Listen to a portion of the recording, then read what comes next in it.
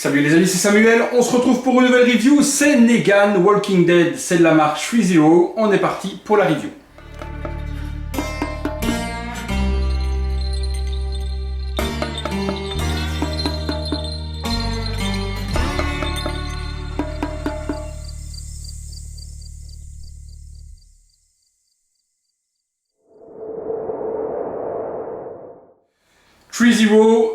A la licence de Walking Dead, donc ils permettent de faire des figurines sous licence. On est sur le personnage cette fois-ci de Negan. Negan, personnage très charismatique de la série The Walking Dead. Je ne vais pas moi parler en long et en large parce que je n'ai pas vu la série en complet, mais je sais qui est le personnage parce que forcément j'en ai entendu parler et j'ai vu cette fameuse scène en question avec la batte de baseball. Donc personnage, je ne sais pas aujourd'hui dans la série où est-ce qu'on en est au niveau du personnage, est-ce qu'il est développé différemment que ce que j'ai vu du début ou autre, mais bon ça les fans le savent. Toujours est-il qu'aujourd'hui on ne parle pas de la série mais on parle de la figurine. Au niveau du visuel, on retrouve l'acteur avec son visage représenté sur la boîte, The Walking Dead, AMC Studio, on a le personnage, ici on a Negan qui est écrit en espèce de relief brillant, sur le côté basé sur le titre donc de AMC TV Series, forcément The Walking Dead. Sur l'arrière, on a de nouveau l'acteur, mais nulle part jusque maintenant on nous montre un visuel de la figurine. On a l'acteur donc avec sa batte de baseball sur l'épaule. On a The Walking Dead AMC, 1/6 scale figure, Negan sur le dessus, The Walking Dead sur le dessous. Des avertissements.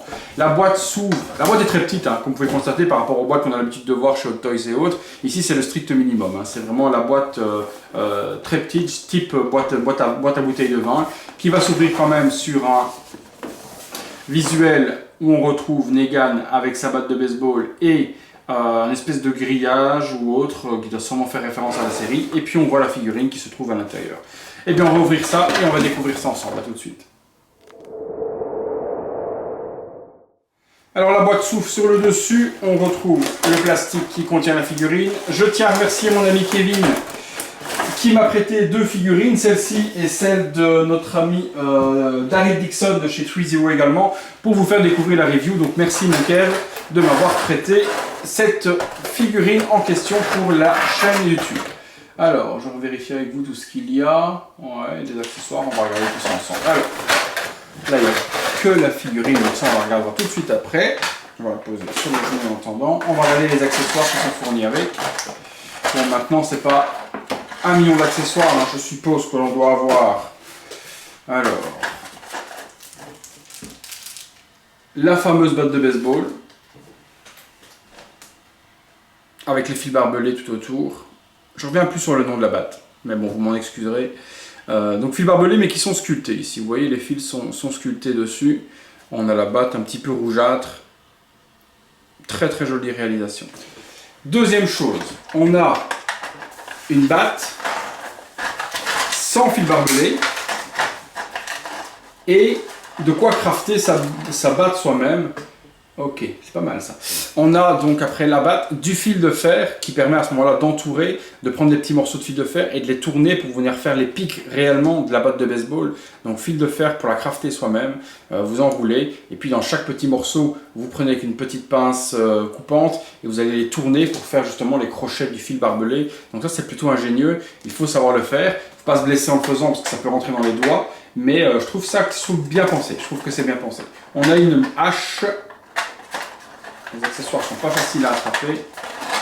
J'ai pas envie de tout retourner n'importe comment. Alors, on a une hache tout en plastique, pas de métal sur la lame, donc une hache assez simple, pas de sang ni quoi que ce soit, donc un petit weathering quand même sur le manche pour avoir un petit peu de salissure. Donc une hache. On a un gun avec son chargeur. J'essaie d'attraper, c'est pas facile, voilà. Donc gun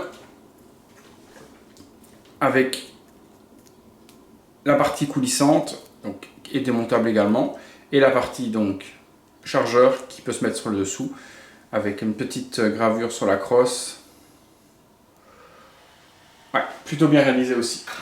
Des mains,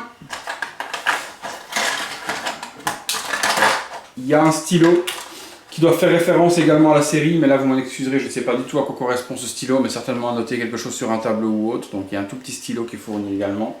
On va ranger parce que c'est très petit, j'ai pas envie de le perdre. Des pegs, des mains très très très jolie, bien texturée, pas un truc dégueulasse plastique. Donc 2 mains, une comme celle-ci et une fermée en point. Et puis le reste, ce sera des mains gantées qui seront au nombre de 5 au total, avec celle sur la figurine. Donc on a un point, on a une main ouverte. Pas de possibilité par contre de tenir la batte de baseball avec ses mains dégantées, donc il faudra prendre forcément les mains gantées pour tenir la batte, ce genre de choses. Ou demain après, les mains gantées sont hyper simples, donc ça rien de particulier. La figurine, je la prends, elle est sur mes genoux. Hop. Alors Three-Zero, c'est de belles réalisations au niveau de finition, etc. ou autre, mais au niveau des HS, c'est pas vraiment ce qui se fait de mieux. Souvenez-vous d'Eneris, Jon Snow, tout ce genre de figurines en question. On n'a pas des HS qui sont vraiment terribles. Donc on va voir sur son égal ce que ça donne. Voilà, ça va, c'est correct. Allez, c'est correct par rapport à ce qu'on a l'habitude de voir chez Three-Zero. Ah, je n'ai rien dit. Excusez-moi, tout à l'heure, j'ai pas vu, mais on a une main non gantée qui permet de tenir la batte de baseball sur la figurine directement. Donc on a cette main-là qui permettra de tenir la batte sans les gants. Alors, je regarde, on a la fameuse écharpe rouge, le bon perfecto, les bottes, pantalons. Bon, au niveau des vêtements, c'est vraiment hyper bien géré. Au niveau du visage, on reconnaît bien l'acteur. Par contre, j'ai l'impression qu'il y a un problème dans les yeux. J'ai l'impression qu'il louche. Vous me direz ce que vous en pensez. Le sculpte profil, ouais, c'est lui. On reconnaît de toute façon l'acteur sans problème. Ouais, c'est plutôt pas mal. Allez, je vous montre. Donc réalisation, vous voyez, au niveau des vêtements, etc. On a quelque chose qui est plutôt bien géré, perfecto, etc. Tout est bien mis, la ceinture, bandoulière qui vient se mettre sur le côté, ça c'est plutôt top.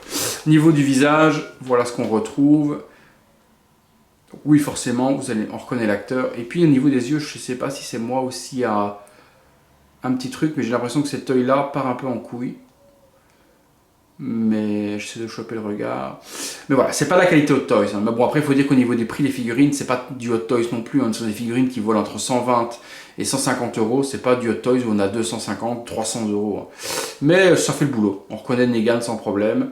Et puis par son cosplay, par ses vêtements ou autre, forcément on reconnaît automatiquement. Mais le visage n'est pas dégueulasse. Je vais vous montrer un petit peu la qualité du paint de chez Three-Zero. C'est pas mal géré. Bon, la moustache un petit peu grisonnante comme ça, fait un peu bizarre. Bon, c'est pas dégueulasse. Je vous pose ça, on se retrouve tout de suite. Voilà, figurine posée. Ah bon, bah c'est simple, je vous dis, il n'y a pas énormément d'accessoires. Un petit peu dommage par contre qu'il n'y ait peut-être pas des balles à mettre dans cette ceinture en question, mais dans la série, est-ce qu'il en a? Je ne sais pas non plus. Réalisation bah, plutôt correcte, hein, franchement, les bottes sont cool. Plastique, pas de cuir sur les bottes. Le weathering est vraiment bien géré dessus, donc la salissure est vraiment plutôt bien gérée. Même chose sur le pantalon, une bonne salissure bien appliquée dessus pour donner un pantalon pas sorti de pressing. La veste a un frottement qui fait une veste usée qui est plutôt bien gérée également. Bon, la batte de baseball, moi j'aurais la figurine, je pense que je mettrais la version craftée. Je pense que la version sculptée comme ça de cette batte en question, putain le nom ne me revient plus, ça m'embête. Voilà, le rendu n'est pas exceptionnel. Je préfère l'autre. Prendre le temps de mettre le fil barbelé, de le faire moi-même en tournant vraiment la ferraille qui est fournie avec pour faire les mailles du fil barbelé, ça donne à mon avis un réalisme un petit peu différent qui peut vraiment changer la donne sur la figurine en question. Maintenant c'est correct, franchement c'est correct, c'est quelque chose de bien. Je trouve que ça fait le job, mais après c'est hyper simple, hein. C'est un peu comme les figurines de Game of Thrones ou autre, il n'y a pas énormément d'accessoires, donc on a la figurine habillée. Après, on ne va pas lui mettre non plus de la dynamite de ci, de là, s'il n'en a pas dans la série de toute manière. Donc ça, c'est simple. On passe au visuel, les amis.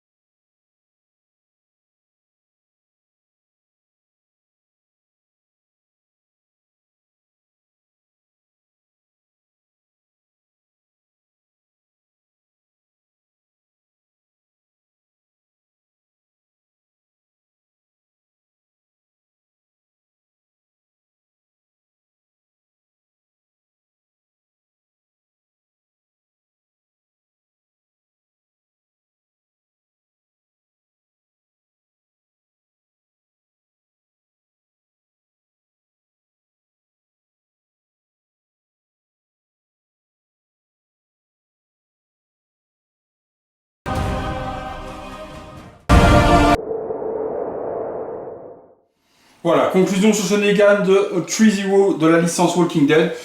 Chouette réussite. Visage perfectible forcément, il y a quelque chose qui cloche dans le regard ou quoi que ce soit, mais c'est pas dégueulasse. On reconnaît de toute façon très bien le personnage sans souci. Même chose, hein, toute la lignée de la licence Walking Dead, s'ils font toutes les figurines dans un diorama ou dans une vitrine, c'est un truc qui est magnifique. Donc c'est ça qui est bien, quand on essaie des marques comme Asmus, comme Tree-Zero, etc. Pousse jusqu'au bout le réalisme, la réalisation pardon, des figurines jusqu'au bout, et donc complète en fait les licences, et on se retrouve avec des personnages secondaires qu'on attend et qu'on n'a pas forcément ailleurs. Donc ça c'est vrai que Hot Toys par exemple fait les personnages principaux, et pour ceux qui veulent faire des licences complètes, bah, ça se retrouve souvent avec des personnages manquants. Ici en tout cas Tree-Zero a l'air de respecter les consommateurs et produisent plusieurs figurines donc, de cette licence afin de compléter la collection complète. Bon, maintenant c'est très long à faire, parce que le nombre de personnages qu'il y a dans cette série, ce serait très long de faire la licence complète, mais bon, pour les fans et pour les gens patients, c'est quelque chose d'intéressant. Elle est dispo depuis depuis quelques semaines, hein, je dirais un bon mois et demi. On l'a trouvé chez Tree-Zero dans les 160 $, si je dis pas de conneries, donc ça devait faire 120 €. Du côté de l'Europe, elle est un petit peu plus chère forcément, avec l'import, ce genre de choses, les taxes, les ci, les là, ça fait un peu plus cher, mais chez Tree-Zero, je vous conseille de pouvoir acheter sur leur site, puisque